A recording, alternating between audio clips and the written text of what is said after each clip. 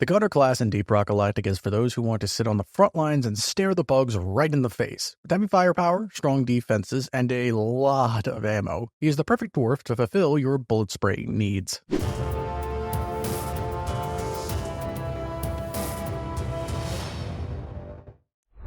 What's up guys, Jay here, and today we're going to be talking about all things bullets and explosives with the guide to the Gunner class in Deep Rock Galactic. If you're confused, yes, I already did a Gunner class guide way back in the beginnings, but not only was I not nearly as informed as I am now, but I didn't really know how to explain it a whole lot since it was literally my first ever video on this channel. So today we're going to go through how the Gunner plays, the weapons and gadgets he has access to, the mission types that he is best suited for, as well as some other useful things to note about him in a little bit greater detail. So if you guys are ready, let's learn about Deep Rock Galactic's biggest gun enthusiast, the Gunner. By the way, if you enjoyed this video, be sure to let me know by hitting that like button, and don't forget to subscribe to never miss another upload. I'll kill anything with more legs than two. So what does it mean to play the Gunner? What kinds of things does the Gunner do for the team, and how is he meant to be played? A lot of people see the Gunner as boring or too simple, or they think he's the weakest out of all of them. I cannot disagree with those thoughts enough because the Gunner may not be the most intricate as, say, the Engineer, or as flashy as, say, the Driller. He still not only provides much for the team dynamic, but he can be incredibly fun and satisfying to play, especially once you start to get the hang of those heavy weapons. His zip lines, while probably being the most finicky in particular of the traversal tools, can still provide a benefit to the team that not too many other traversal tools can do, giving easy access across long and far stretches of space that need to be crossed. And his shield is incredibly valuable in tense situations and swarm scenarios where you need as much protection as possible. When it comes to weapons, the Gunner definitely has that department covered very easily. His weapons all have very high amounts of firepower and destruction, capable of culling mass amounts of bugs as well as shredding armor extremely effectively, especially chewing through those big strong targets easily. Not only are they effective, but they are easy to understand and get used to, and insanely fun, which means he's fun to play even from the very beginning and does not require a huge amount of learning curve as someone as the Engineer needs to have. Just show me what I shoot! So now let's dive a bit deeper into the Gunner's actual gear loadout, since that is the bulk of what his character truly is. The Gunner setup is pretty easy to grasp and extremely heavy in nature. He focuses on big guns that do big damage and equipment and tools that allow him to safely do big damage in a much safer space or a more advantageous position. Now I have covered most of the Gunner's weapons in greater detail in their own videos, so if you want to learn more about those, be sure to check those out. So I'm just going to do a very brief overview of each piece of gear in this particular section. Starting off with primaries, the first option for the Gunner is his Lead Storm powered minigun, a huge triple-barreled minigun that has an insane rate of fire and very consistent damage per second. This thing is probably one of the most addicting weapons to use in the entire game, at least in my opinion. It just has that certain feel that just makes you want to keep using it again and again. As the starting primary weapon, the Lead Storm is one that definitely delivers on the Gunner's main theme of being the main dwarf to stand in the middle of the enemies without fear and just hold down the trigger until everything in the room is dead, including possibly yourself. Speaking a bit more technically, the gun does not utilize a reloading system and instead draws from one pool of reserve ammo, also having a brief spin-up time before the weapon actually starts to fire. Because of this, the weapon has a heat generation system to keep you from just never letting go of the trigger and draining all your ammo instantly. If you fire the gun for too long, it will overheat and jam for a short time. The bullets fired also have a small chance to stun the enemies. There are some really good mod choices to use for the Lead Storm, like Cold as the Grave in Tier 5, which is one of my personal favorites, making it so that way every time you kill a bug, it slightly lowers the temperature of the gun, giving you the ability to continue to mow down swarms almost indefinitely. Not to mention all the crazy overclocks it has access to, like Lead Storm for insane damage, or Burning Hell to become almost like a Gunner-Driller hybrid. My personal safe go-to is Exhaust Vectoring for strong damage increase with very little drawback, but you could really use any one of them and be fine regardless. If you wanted to bring the Lead Storm on a mission, I would say it can work pretty much on anything, but missions like salvage operations or point extractions would be a good pick. The second primary option for the Gunner is the Thunderhead Heavy Autocannon. While the minigun flings an insane amount of relatively small bullets extremely fast, the autocannon is kind of the opposite, firing very slowly compared to the minigun, but having significantly more punch behind its shots. The autocannon fires explosive rounds which detonate on contact. Enemies hit directly by the rounds take both the damage of the bullet and the explosive damage at once, although it's a little awkward when it comes to hitting enemy armor, which is a bit buggy.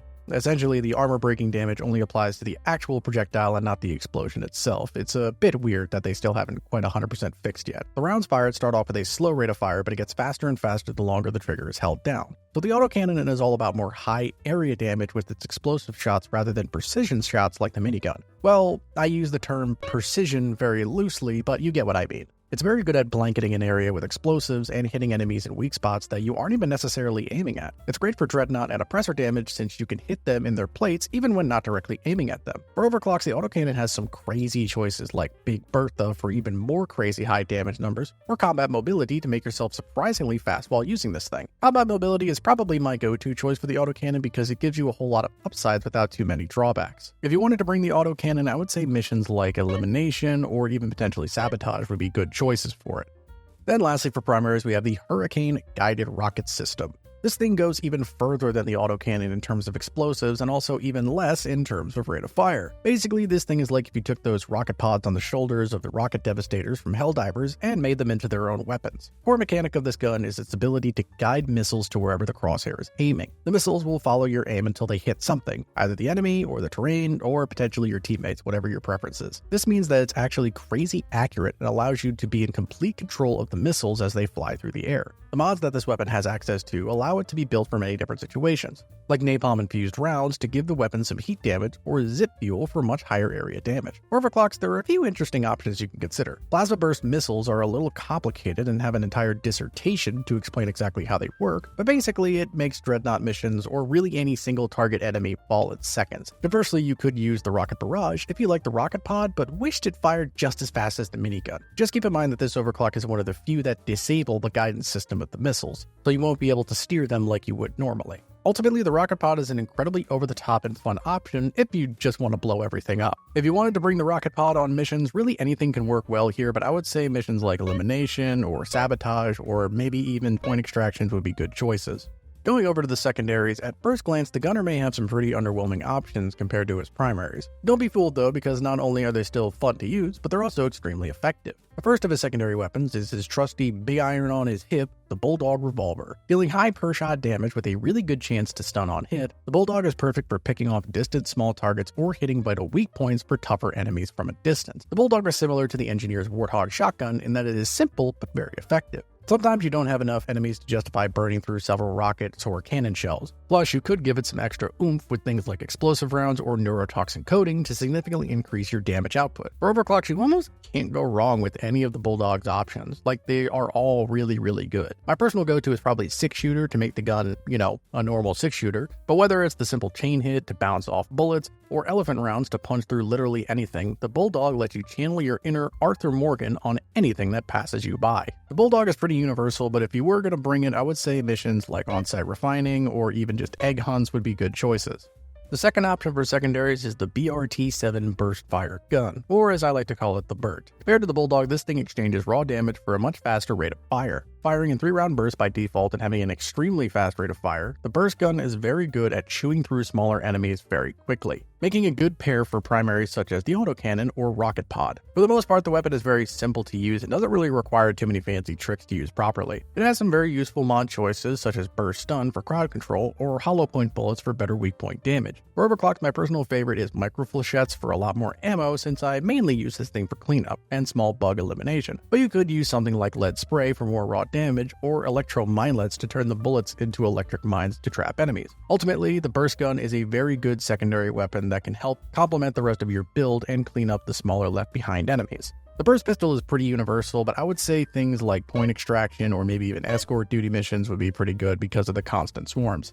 The third secondary weapon option for the gunner is the Armscore Coil Gun. A mini handheld railgun that I have said many times before is certainly not safe to shoot, but I guess R&D listens to the driller when it comes to safety regulations. In any event, the coil gun requires the player to charge the shot by holding down the fire button. Holding the charge shot for too long will cause the weapon to overheat and lose its charge. The most notable feature of the coil gun is its ability to penetrate through enemies and even the terrain, while leaving a residual trail of energy that causes damage over time to anything that comes in contact with it. Essentially, this thing is like a super version of the Bulldog in the sense that you can only have one shot at a time, but that shot can cause insane collateral kills as well as just having insanely high damage. That being said, if you need to snipe one thing really far away, then this is probably the best tool for it. able to cut through enemies and terrain to take out the highest priority threats on the field. Using mods like Electric Trail to make the lingering energy trail even more deadly, or Necrothermal Catalyst to take out debuffed enemies even faster can go a long way. For overclocks, my favorite is probably the Mole to ramp up damage greatly for doing trick shots through terrain. You can also go with Hellfire for a lot more damage, or even Reatomizer to spread elemental effects to multiple enemies. No matter how you use the coil gun, it's definitely the most interesting of secondaries the gunner has access to. The coil gun can really be useful on any situation, but if you're going to bring it, I would say missions like Elimination or maybe even Industrial Sabotage would be a good choice. So what if I like really big guns? For grenade choices, the gunner has a lot of really high-powered options to use here. His starter choice is the sticky grenade, which are really good for taking out big chunks of large targets. As the name implies, it will stick to whatever it lands on and do heavy damage after a few seconds. So if you want single target damage, then this is probably the best one to choose. Conversely, the cluster grenade is good for bombarding a decent-sized area with explosions, good for breaking up smaller crowds of lighter threats. Now, the incendiary grenades are a bit more interesting, blanketing an area with roaring flames that will linger for a decent amount of time and ignite anything that crosses it, even your teammates, which will likely happen more than it does the enemy. Still, it can be a really good way to put damage over time on enemies or block off a particular pathway to your position. Lastly, the lead burster, a grenade that fires bullets, because that just makes sense, essentially functions in a similar way to the cluster grenade, except it does different types of damage, with the cluster grenades doing explosive damage and this doing kinetic piercing damage since it actually fires bullets. It also does a decent amount of armor breaking, so against stronger enemies like even detonators, this may function a little bit better. Ultimately, the choice is really up to you, and experiment with these in any way you want, and try them out on different mission types and see what works best for you. Personally, I tend to stick with the sticky grenades or the lead bursters, but I do try to mix it up every now and then, so just try to experiment in any way. For support tools, the gunner has his trusty shield generator. When thrown, it will create a protective bubble around the device and anyone inside of it. While inside, players receive 50% damage resistance, and their personal shields will instantly start regenerating. Some enemies cannot stay inside the barrier as it triggers a fear effect that scares away most enemies. Most enemies cannot enter the radius of the barrier, they just stand at the edge and scratch the shield, while flying enemies like Mactera will just hover outside, very angrily looking at you. Most projectile attacks will be blocked by the barrier. However, certain attacks such as the Praetorian's Acid Spray and the Oppressor's Rage Quakes will cut through the barrier. Players can also be knocked out of the shield if hit with knockback, so something like the shellback rolling into you will knock you out of the shield. So essentially, the shield generator is the ultimate tool for securing a defensive position. Throwing this down will take a huge amount of pressure off of the team, and its uses are nearly endless. Ally down and surrounded by bugs? Just chuck the shield down and get the easy revive off. Need to get resupplied very quickly? The shield will give you peace of mind. The other thing I would highly recommend is to take every upgrade that increases duration, since this thing only lasts for 6 seconds without it, which doesn't feel like nearly enough time to make a big difference. Make sure you are also proactive with using the shield, since it doesn't do any good to keep this thing in your pocket. Other than that, this thing is the perfect tool to protect your team in pretty much any situation. If you're ever getting overwhelmed or just need to take a quick breather, just throw this thing down and you will be safe and sound.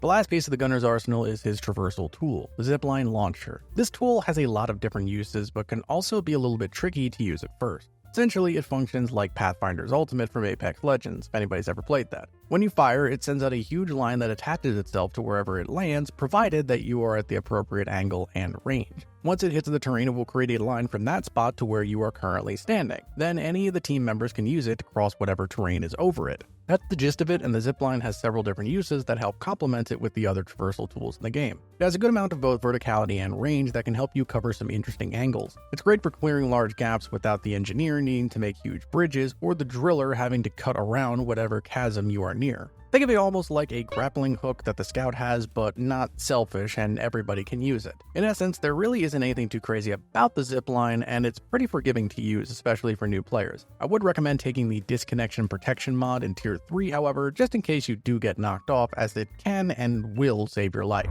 Time to turn some aliens into thin green paste! So when it comes to mission specialties, the gunner has some simple strengths, and as such, he has a lot of adaptability. His raw damage and steady enemy control can make pretty much any holdout mission a lot easier. Elimination missions are a good pick since he has a strong, consistent damage output that can help whittle down the dreadnoughts very effectively. Also, escort duty is a good pick since he is very adept at constant swarm controls when they come into play. Plus, he can use any of his primaries to take out the laser crystals that pop up in the last section. Finally, point extraction and salvage operations are good choices for similar reasons, since eventually you will be hit by either nearly constant swarms or have to hold out for several sections, and he can help out greatly when taking out those constant threats. But ultimately, you can use the gunner on any mission type you want, and his adaptability allows him to be useful in nearly countless situations. So in summary, the gunner is pretty forgiving to play, especially at the lower levels. Easy to pick up, and at least in my opinion, very, very fun to play. His strong and consistent damage output combined with his flexible way to kit out his weapons are a very good combo for being the dwarf in charge of security and control, acting like the bouncer to the nightclub that is Hoxus and making sure only those on the list are allowed to get past. By the way, none of the bugs are on the list if that wasn't clear. If you love big guns, explosions, or are just a fan of classic action movies, then the gunner is definitely the class for you. Well, there you have a little guide to learning about the gunner, and hopefully you learned a few more things, and hopefully I did a better job than I did before. Anyway, I hope you guys found this video helpful. If you did, please be sure to like, comment, and subscribe, as it tells me what types of videos you guys want to see. Thank you guys all for watching, Rock and Stone Miners, and I'll see you in the next video.